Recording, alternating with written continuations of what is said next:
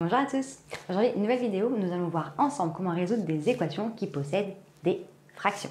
Donc on a ici la petite équation du jour qui est 3 demi de x plus 1 qui est égal à x divisé par 4 moins 1.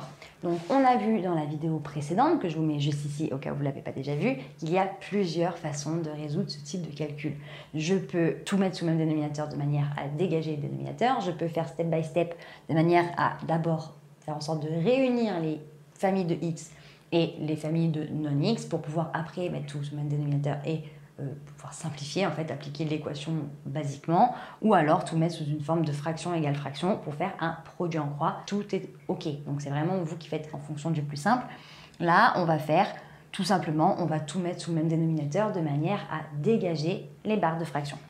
Donc ici, bon ben, j'ai 3 demi de x, c'est exactement la même chose que 3x, le tout sur 2. Donc en fait, là, j'ai sur 2, sur 1, sur 4, sur 1, concrètement. Donc là, je peux l'écrire comme ça. Donc si j'ai 1, 2 et 4, bah, tout simplement, de manière à mettre sous la même barre de fraction, enfin sous le même dénominateur, bah, le dénominateur qui pourrait être commun assez facilement, ce serait 4. Donc je vais multiplier de manière à mettre sur 4. Donc ici, 2 fois combien fait 4? Bah, fois 2. Donc là, je vais faire fois 2 en haut et en bas. J'oublie pas.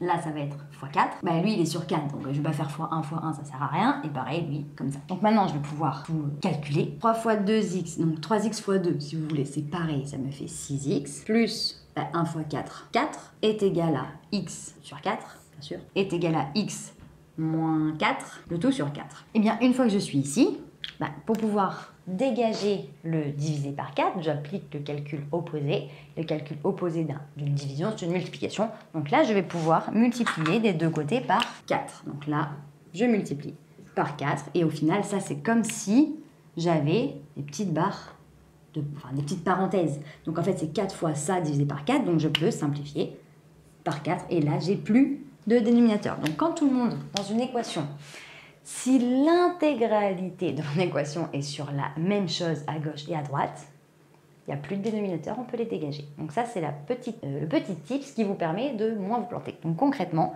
mettez tout sur le même dénominateur, vous dégagez le dénominateur et on est bon.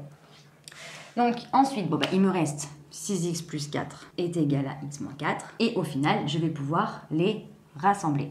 Là, j'ai 6x et x, donc ils ne sont pas du même côté. 4 et moins 4, pas du même côté. Donc là, lui, je vais le faire passer à gauche. Donc je vais retirer x, parce que x moins x, ça fait 0.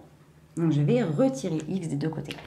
Donc ça va me faire 6x moins x plus 4 est égal à x moins x, bon, 0, moins 4. Donc 6x moins x qui nous font 5x plus 4 est égal à moins 4.